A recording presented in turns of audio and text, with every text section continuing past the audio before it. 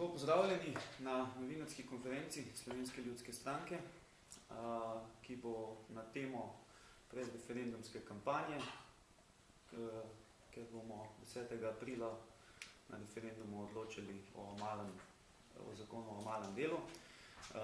Kot najbrž veste, je Slovenska ljudska stranka, skratka tudi poslanska skupina, na zadnjem glasovanju glasovala proti temu predlogu zakona, zato tudi v sklopu referendumske kampanje pozivamo državljanke in državljane, da se za tak zakon ne odločijo, ker po našem mnenju ne ponuja pravih rešitev za trenutno stanje na tem področju, kar se tiče trga dela. Zraven mene sta podpredsednica Slovenske ljudske stranke, gospa Olga Franca, in poslanec Slovenske ljudske stranke v Državnem zboru, gospod Franc Pukšič, ki vam bosta v osnovi povzela glavne razloge, zakaj Slovenska ljudska stranka temu predlogu nasprotuje. Dober dan, lepo pozdravljeni. Slovenska ljudska stranka je proti takšnemu zakonu o malem delu, kot je bil sprejet oktobra lani. Razlogov je zelo veliko, našteli bomo danes bistvene. Bistvenih 5 temeljev, zakaj smo proti, je prvič. Ves čas smo v Slovenski ljudski stranki predlagali in zahtevali od vlade sprejem zakona o štipendiranju. Torej sočasnost sprejemanja zakona o malem delu in zakona o štipendiranju. Zakon o štipendiranju je šele sedaj ugledal luč sveta in ustvaril bistveno prepozno situacijo, zaradi tega pa nastajajo že posledice pri samih upravičencih, ki prejemajo otroške dodatke. To bomo videli konkretno letos junija. Drugič, študente je potrebno postaviti v ospredje v vseh teh upravičencih in seveda tudi pri študentih jih ločiti na tiste, ki študirajo 100% v breme države in tiste, ki študirajo ob delu in si sami plačujejo in imajo zato tudi po naših ocenah večjo pravico do večje količine ur. Tretjič, minister obljublja v tem zakonu, konkretno v 3. členu, sprejem aktivne politike zaposlovanja, torej sprejem nekega programa, ki bo posegel na aktivno politiko ustvarjanja novih delovnih mest. To je absolutno prepozno. Danes imamo največje podjetje brezposelnih, 115 tisoč jih je članov v tem podjetju in s temi bi se morala vlada prvenstveno seveda z gospodarstvom ukvarjati. Nadalje imamo v naši državi zelo slab in neučinkovit nadzor nad že sedanjo ureditvijo študentskega dela in nov zakon postavlja novo veliko administracijo. Nove komisije, nove nadzore, nove napotnice, nove postopke, zakomplicirano reševanje in vse to ustvarja nepotrebne stroške in nepotreben odliv denarja. Mi smo za spremembe, vendar kvalitetne spremembe. Ja, hvala lepa, podpredsednica.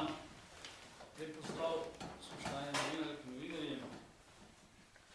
Pa se lotimo še nekoliko konkretne prvič. Če je minister mislil, da bo z tem zakonom rešil študentske servise in preveč denarja študentskim organizacijam, se moti. To bi seveda lahko naredil na kakršenkoli drug način. Na vse zadnje, v tem trenutku bi lahko ukinil študentske servise in napotnice.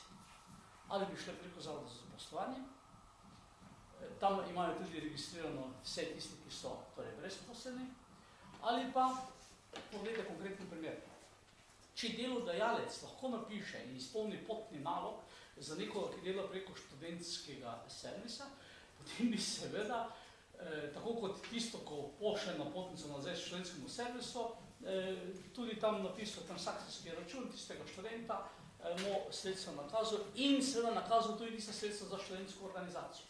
Torej, študentski servisi za posredovanje in služenje niso potrebni. To je nastalo izključno zato, ker je imela leva opcija vse skozi tu prste vmes in seveda interes, finančne.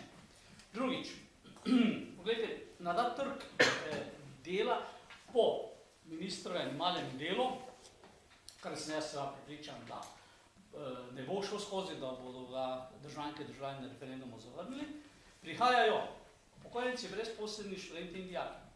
Ali, dajmo bolj poenostaviti, prihajajo moj dedek, jaz, kot starš, moj ta veliki sin, ki je študent, in še tisti ta mali mulc, ki hodi v srednjo šolo. Torej, vsi štirje se bomo sedaj prijavili in leteli nekam, da bomo prenašali kozarec iz ene, če plastično povem, iz ene mize na drugo mizo, in se bomo vsi štirje leteli in se bomo skregali in že, ne vem, doma zbrcali, kateri bo imel močnejše komolce, da bo prišel čez vrata prvi do te naporce. Mislim, lepo vas prosim. Neumnost. Še ena neumnost Pahorjeve vlade. Še ena, katastrofalna. Veste,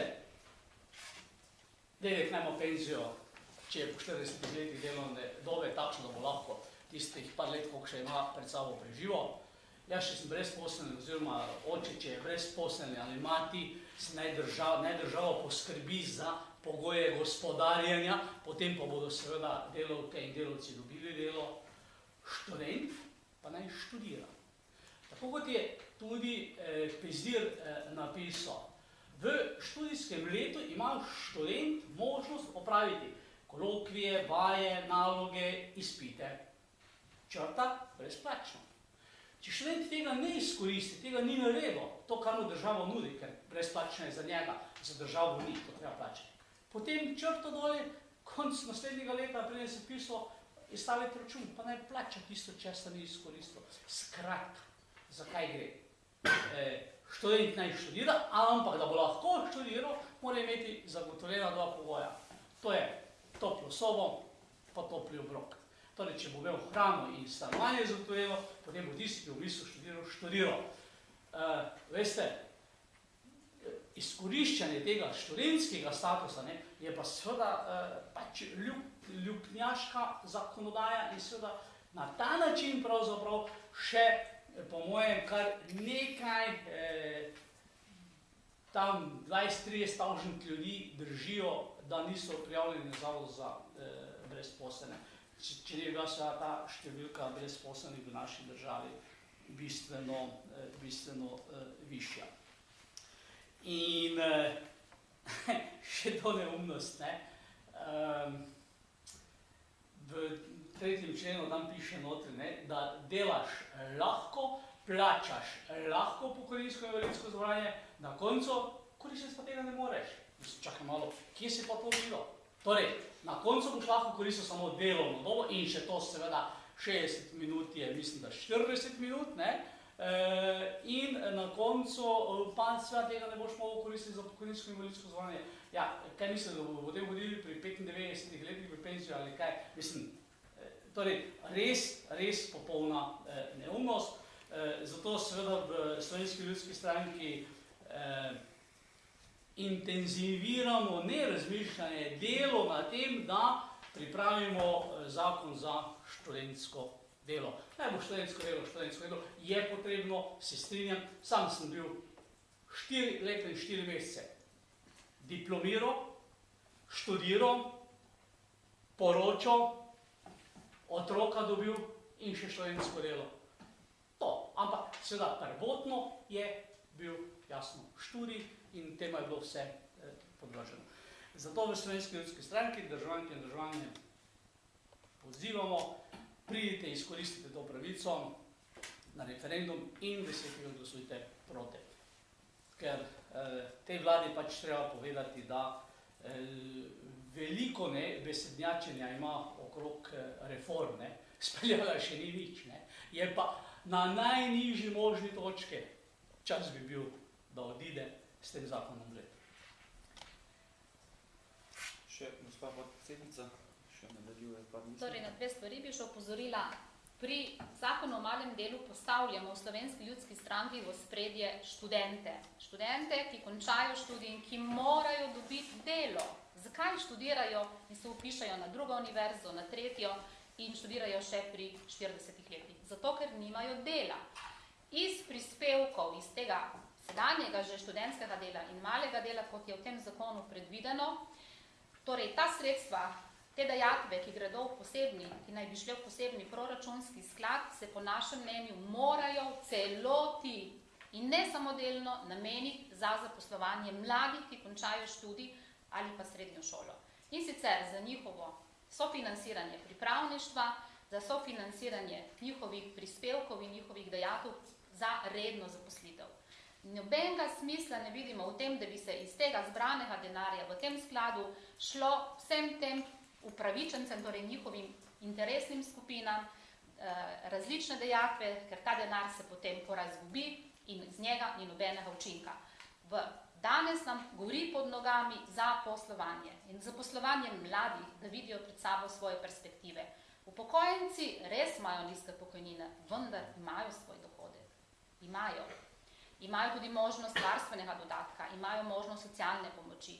Na mladih svet stoji in mladim moramo tukaj dati absolutno prioriteto, absolutno pogled vnaprej in ne stvari tako reševati. Tudi ta zakon ne posega v to, da so mladi, ki delajo in morajo delati, da preživijo, slabo plačani. Res, da se urna postavka tukaj s tem zakonom omeji navzdol, vendar mladi ne dobijo ne potnih stroškov in ne malice. Vemo pa že danes, da pri minimalni plači že zaposlenemu marsikateremu pomeni ta dva prihodka, torej iz potnih stroškov in malice, že polovico plače. In to ni zanemarljivo dejstvo in to bi v tem zakonu moralo biti tudi urejeno. Če se nekdo vozi, na primer, jaz sem z Primorske, iz Ilirske Bistrice v Koper, zračunajte, koliko ga to stane na mesec. Govorimo o 300 evrih. Torej, tudi z tega vidika mora biti zakon, mora imeti in reševati te stvari. Nadalje pokojninska doba. Pokojninska doba se sicer pri tem malem delu šteje, vendar ne gredo prispevki za pokojninsko osnovo. Torej, pokojnine zaradi tega ne bodo prav nič večje. In tudi to je neustrezna rešitev. In še enkrat bi poudarila, ta velika, nova, zapletena administracija, ki jo uvaja ta zakon, je enostavno nasprotju z vitkimi organizacijami, po katerem seveda moramo vsi gospodarstvu strmeti in katerem seveda se trudimo in smo presenečeni na tem, da se je v ta zakon vneslo toliko novih komplikacij, novih inštitutov. In če povem primer, možno je, da nek študent ali pa upravičenec hkrati pri 3 servisih ali pri enem servisu naroči 3-4 napotnice in hkrati lahko dela pri več delodajalcih. Pomeni, ko bo prišlo do prekoračitve letne kvote, kateri delodajalec bo kriv? Prvi, drugi, tretji, vsak bo kazal na drugega in tukaj je popolnoma luknja. Pomeni, kdaj izdajati torej brez nobenega omejitve, kot bi imel neomejen limit na kreditni kartici.